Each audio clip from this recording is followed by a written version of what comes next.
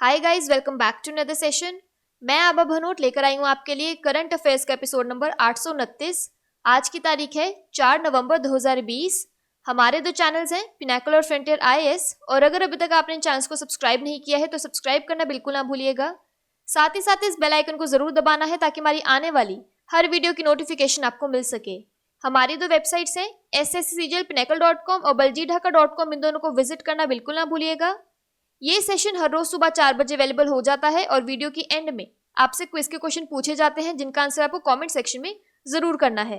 साथ ही साथ हमारे दोनों टेलीग्राम हैंडल्स फ्रंटियर आईएएस और एसएससी पिनाकल ऑनलाइन को ज्वाइन जरूर करना है for daily videos, PDF and monthly magazine.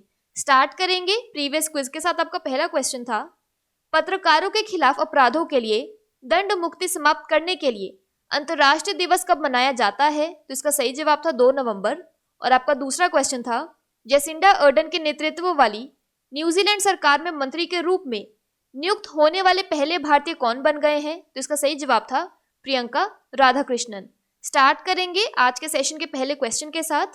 अंतर संसदीय संघ आईपीयू के नए अध्यक्ष के रूप में किसे चुना गया है? तो इसका सही जवाब है option number B, Duarte Pacheco. पुर्तगाल के श्री दुआर्ते पाचेको को 2020-2023 की अवधि के लिए अंतर संसदीय संघ आईपीयू का नया अध्यक्ष चुना गया है। अंतर संसदीय संघ आईपीयू की शासी परिषद के 206वें सत्र में संघ के नए अध्यक्ष को चुना गया है। अधिवेशन में 144 देशों की संसद के अध्यक्ष अथवा सभापति ने भाग लिया है। दुआर्ते पाचेको ने पाकिस्तान सीनेट के अध्यक्ष मोहम्मद सादिक, उज्बेकिस्तान के अकमल सैदोव और कनाडा के सलमा अताउल्ला को हराया है। कोविड-19 वैश्विक महामारी की असाधारण परिस्थितियों में वीडियो कॉन्फ्रेंसिंग के माध्यम से आयोजित होने वाले इस अधिवेशन में भारतीय शिष्टमंडल का नेतृत्व लोकसभा अध्यक्ष ओम बिरला ने किया। यहाँ पर एक क्विक रिवीजन की बात करें तो इंटर पार्लियामेंट्री यूनियन का हेडक्वार्टर है जिनेवा, स्विट्जरलैंड में। अंतर्राष्ट्रीय श्रम संगठन के शासी निकाय के अध्यक्ष के रूप में किसे चुना गया है? तो इसका सही जवाब है अपूर्व चंद्र। बात करें पोर्तुगाल की तो इसकी कैपिटल है लिस्बन और करेंसी है यूरो। अगला प्रश्न है, किस भारतीय नौसेना जहाज ने मिशन सागर चरण 2 में पोर्ट सुडान में प्रवेश किया है? तो इसका सही जवाब है option number C, INS Airavat. Bharat ने अपने वैश्विक मिशन सागर के दूसरे चरण के तहत सुडान को 100 टन खाद्य सामग्री फूड आइटम्स भेजी है। भारतीय नौसेना का जहाज आईएनएस एरावत खाद्य सामग्री लेकर सुडान पहुंचा। भारतीय नौसेना जहाज एरावत सुडान, दक्षिण सुडान, जिबूती और इरिट्रिया को भोजन सहायता पहुंचाएगा। Sagar security and growth for all in the region योजना में भारत द्वारा उसके समुद्री पड़ोसियों के साथ संबंधों को महत्व दिया गया है। भारतीय नौसेना रक्षा और विदेश मंत्रालय और भारत सरकार की अन्य एजेंसियों के साथ निकट समन्वय में इस मिशन को आगे बढ़ा रही है। यहाँ पर एक क्विक रिवीजन की बात करें तो मिशन सागर 2 मई-जून 2020 में किए गए पहले मिशन सागर का दूसरा चरण है जिसमें Bharat Maldives, Mauritius, Seychelles, Madagascar और कोमोरोस तक पहुंचा। अगला प्रश्न है, ट्रैफिक चालान मामलों को संभालने के लिए भारत के पहले आभासी न्यायालय न्याय कौशल का उद्घाटन किस राज्य में किया गया है? तो इसका सही जवाब है option number C, Maharashtra. Bharat के मुख्य न्यायाधीश एस.ए. बोबड़े और जस्टिस डी.वाई. चंद्रचूड़ ने नागपुर में न्याय कौशल नामक देश के पहले ई संसाधन केंद्र और आभासी अदालत का उद्घाटन किया। इसमें यातायात और परिवहन के लिए मुकदमों के लिए त्वरित न्याय प्रदान किया जाएगा। न्याय कौशल देश में ई रिसोर्स सेंटर का एक नया प्रकार है जिसे केंद्र से ही देश भर की अदालतों में ई फाइलिंग और वीडियो कॉन्फ्रेंसिंग के लिए सुगमता और सुगम कार्य प्रणाली प्रदान करने के लिए कोविड-19 महामारी के बीच विकसित किया गया है। यह उन विशेषताओं से लैस है जो सुप्रीम कोर्ट, अन्य विभिन्न उच्च न्यायालयों, तालुकों में न्यायालयों तक पहुंच प्रदान करेगा और इसमें पारिवारिक और श्रम अदालतें शामिल होंगी।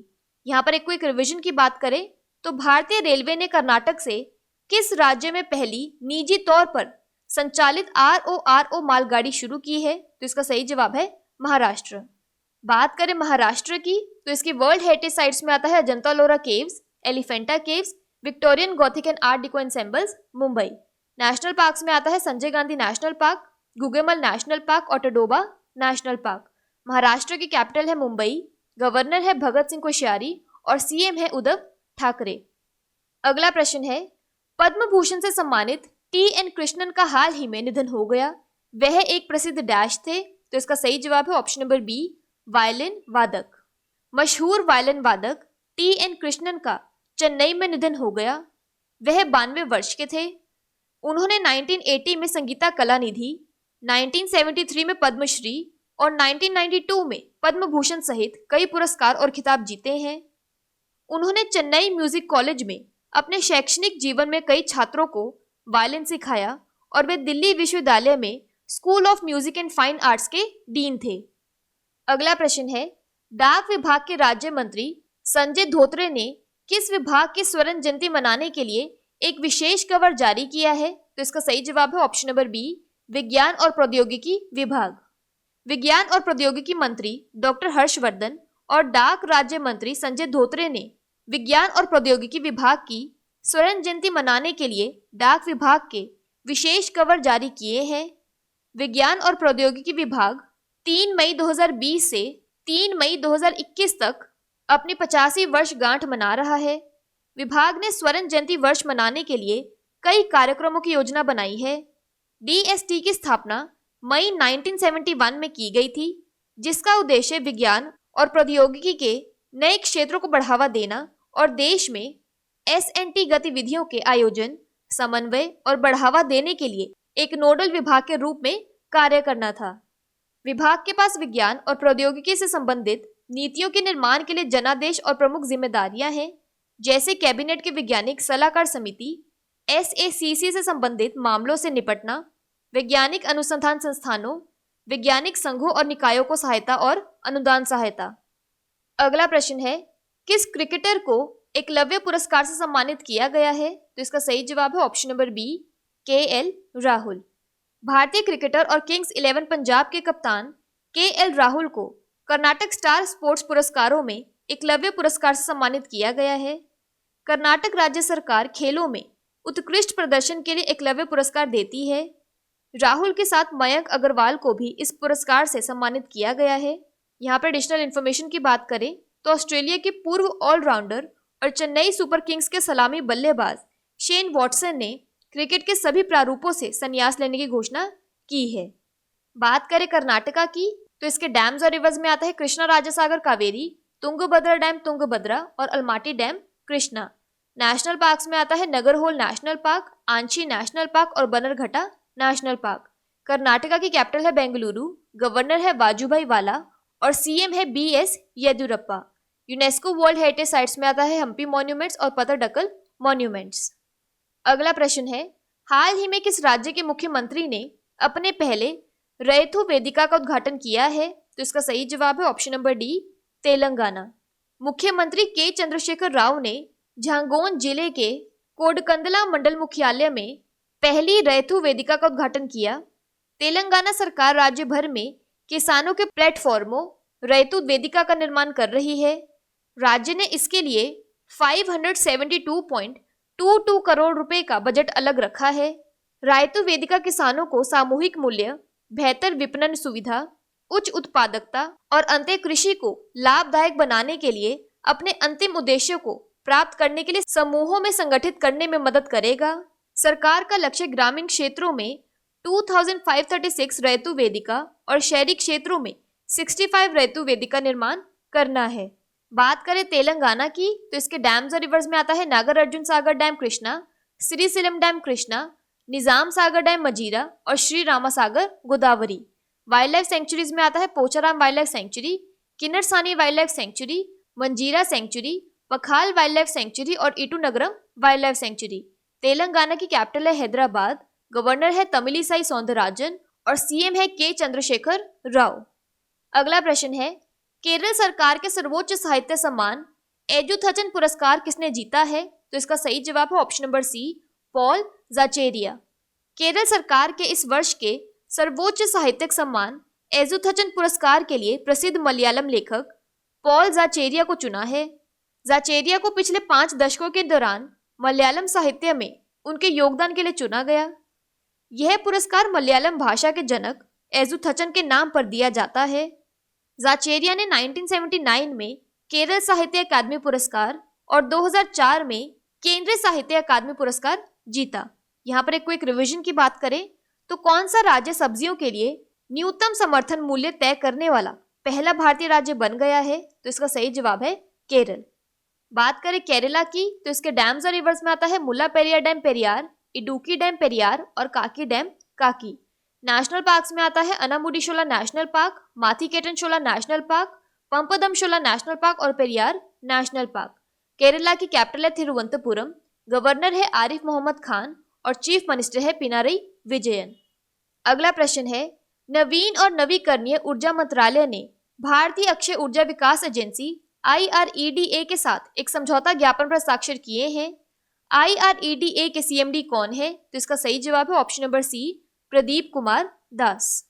भारतीय अक्षय ऊर्जा विकास एजेंसी IREDA ने वर्ष 2020-21 के लिए प्रमुख लक्ष्य निर्धारित करने के लिए नवीन और नवीकरणीय ऊर्जा मंत्रालय MNRE के साथ एक समझौता ज्ञापन MOU पर हस्ताक्षर किए हैं।